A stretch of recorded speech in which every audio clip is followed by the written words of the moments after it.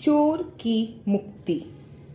दृढ़ निश्चयी राजा विक्रमादित्य पुनः बेताल का पीछा करते हुए सिरस वृक्ष के पास पहुंचे और शव को उतारकर कंधे पर लटकाकर हमेशा की तरह चुपचाप शमशान की ओर चल पड़े।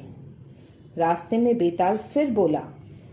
उसने पहले विक्रमादित्य को समझा बुझाकर शव को न ले जाने का आग्रह किया, लेकिन जब विक्रमादित्य उसके शव को छोड़ने पर सहमत न हुए तो उसने फिर उन्हें एक नई कहानी सुनाई।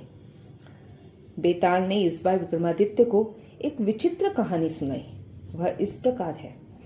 बहुत समय पहले अयोध्या नगरी में वीर केतु नाम का एक राजा राज्य करता था। उस राज्य में रत्न दत्त नाम का एक वणिक रहता था। उसकी एक कन्या थी जिसका नाम रत्नावती था। जब वह युवती हुई तब रत्नदत्त से न केवल बड़े बड़े वणिक बल्कि राजा लोग भी उससे विवाह की याचना करने लगे। पुरुषों से द्वेष रखने वाली यह कन्या पति के रूप में इंद्र को भी पसंद नहीं करती थी।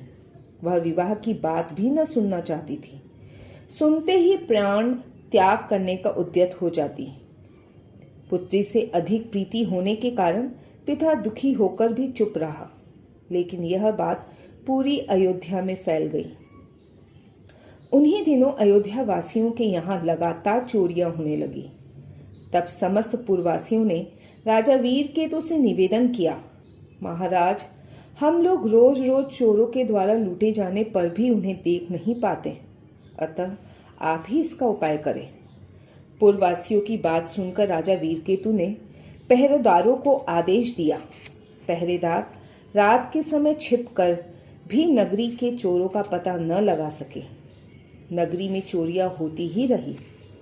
तब एक दिन राजा वेश बदलकर स्वयं ही रात के समय चुपचाप महल से निकला और शस्त्र लेकर अकेला ही नगर में घूमने लगा। उसने एक जगह एक अकेले व्यक्ति को चार दीवारी में जाते हुए देखा। वह पांवों की आहट बचाता बड़ी होशियारी से चल रहा था। उसकी आंखें शंकित और चंचल थी। वह बार बार पीछे की ओर देखता जाता था। राजा यह सोचकर उसके पास गया कि अवश्य ही यही चोर है जो अकेला घूमता हुआ मेरी नगरी में चोरी किया करता है। चोर ने राजा को देखकर पूछा, तुम कौन हो भाई? राजा बोला, मैं चोर हूं।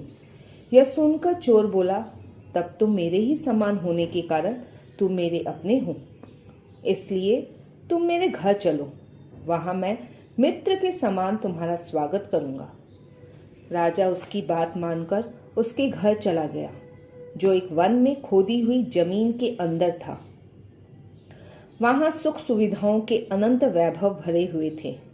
राजा जब वहां एक आसन पर बैठ गया तब चोर घर के भीतरी हिस्से में चला गया।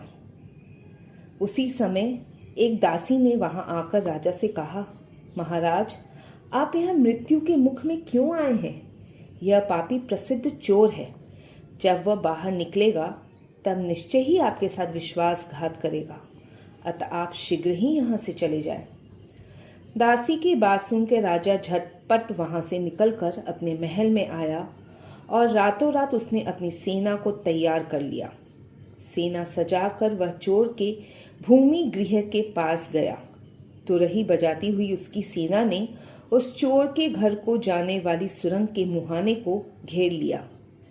इस तरह अपने घर को घिरा हुआ जानकर चोर समझ गया कि उसका भेद खुल गया है, इसलिए वह वीर मरने का निश्चय करके युद्ध के लिए बाहर निकल आया। युद्ध के लिए बाहर निकलकर उसने अमानुषिक पराक्रम दिखाया। हाथ में ढाल और तलवार लेकर अकेले ही उसने हाथियों के सुंडे, घोड़ों की जांघें और वीरों के मस्तक काट डाले। तब अपनी सेना को इस तरह नष्ट होती देखकर राजा स्वयं ही आगे बढ़ा। राजा खड़क विद्या का जानकार था। उसने नाटकीय कौशल से उसके हाथ से पहले तलवार फिर छुरी छीन ली।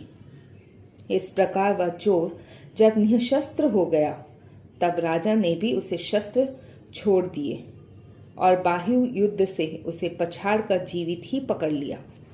तथा उसे बांधकर उसकी धन दौलत के साथ अपनी नगरी में ले आया। जब उस चोर को वध भूमि में ले जाया जा रहा था, उसी समय वणिक की कन्या रत्नावती ने भी उसे अपने महल से देख लिया। वह घायल था, उसके अंग धूल से भरे थे, फिर भी रत्नावती उसे देखकर कामवश हो गई। उसने जाके अपने पिता रत्नदत्त से कहा, पिताजी, जिस पुरुष को ये लोग वध करने के लिए ले जा रहे हैं, मैंने उसे ही अपना पति चुना है। अतः आप राजा से कहकर उसकी प्राण रक्षा करें, नहीं तो उसके पीछे मैं भी मर जाऊंगी। यह सुनकर रत्नदत्त बोला, बेटी, यह तुम क्या कह रही हो? तुम तो उन राजाओं की भी पति नहीं बनाना चाहती जो तुम्हारी कामना करते हैं। फिर तुम आपत्ति में पड़े हुए इस दुष्ट चोर को इच्छा कैसे कर सकती हो? लेकिन रत्नावती पिता की इन बातों से भी अपने निश्चय से नहीं टली।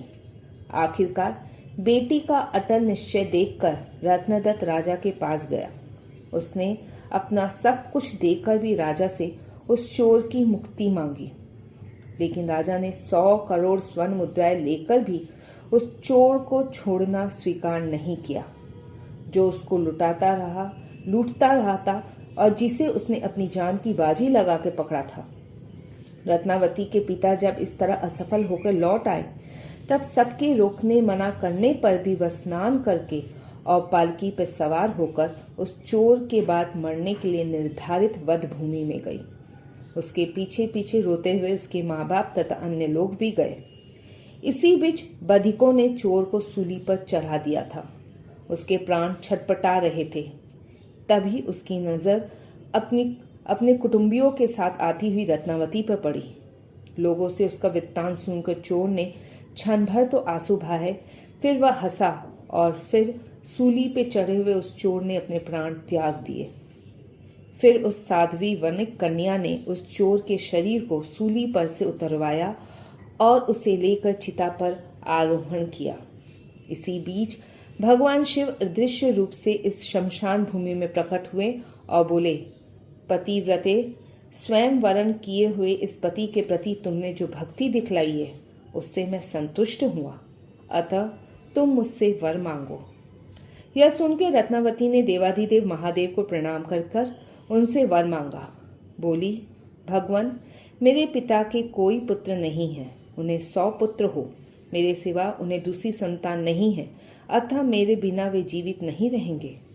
यह सुनकर भगवान शिव बोले, तुम्हारे पिता को 100 पुत्र होंगे, लेकिन तुम दूसरा वर मांगो, क्योंकि तुम्हारी जैसी वीर हृदया के लिए इतना ही पर्याप्त नहीं है। रत्नावती बोली, भगवान, यदि आप मुझ पर प्रसन्न हैं तो मेरे ये पति जीवित हो जाएं और इनकी मति धर्म में स्थिर रहे। भगवान शिव बोले, ऐसा ही हो, तुम्हारा यह पति अक्षत शरीर जी उठे, धर्म में इसके मति स्थिर रहे और राजा वीर केतु इस पर प्रसन्न हो। जैसे ही भगवान शंकर ने यह कहा, वैसे ही वह चोर अक्षत शरीर से जीवित होकर उठ खड़ा हुआ। यह देखकर वणिक रत्नदत्त जैसा विस्मित हुआ, वैसे ही प्रसन्न भी हुआ। फिर वह अपने कुटुंबियों सहित अपनी कन्या रत्नावती तथा जामाता उस चोर को अपने घर ले आया। पुत्र प्राप्ति का वर पाने की खुशी में रत्नदत्त ने अपनी सामर्थ्य के अनुसार उत्सव मनाया। जब राजा को यह सब वृत्तांत मालूम हुआ, तब संतुष्ट होकर उसने उस परम वीर चोर को बुलाकर अपना सेनापति बना लिया। उस अद्वितीय वीर चोर ने भी चोरी की वृत्ति छोड़ दी और उस वणिक पुत्री से विवाह करके राजा के अनुकूल रहकर सन्मार्ग अपनाया। यह कहानी सुनाकर बेताल ने विक्रमादित्य से पूछा, राजन, अब यह बताएं कि उस वणिक पुत्री को अपने माता पिता के साथ आई हुई देखकर सूली पर चढ़ा हुआ वह चोर पहले रोया क्यों और फिर हंसा क्यों?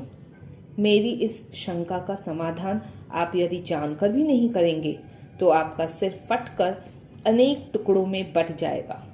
इस पर राजा विक्रमादित्य बोले, बेताल, वह चोर रोया तो इस दुख से था कि वह वणिक जो मेरा अकारण बंधु बना, उससे मैं उड़ीन नहीं हो सका, और हंसा इस विस्मय से कि पति रूप में राजाओं को भी तिरस्कार करके यह कन्या ऐसी स्थिति में पड़े हुए मेरे प्रति कैसे अनुरक्त हो गई?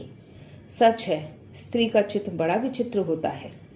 बेताल के प्रश्न का उत्तर देने से राजा विक्रमादित्य का मौन भंग हो चुका था, इसलिए शव सहित बेताल वहां से अदृश्य हो गया और पहले की तरह शमशान में पेड़ की उसी शाखा पर जाकर लटक गया।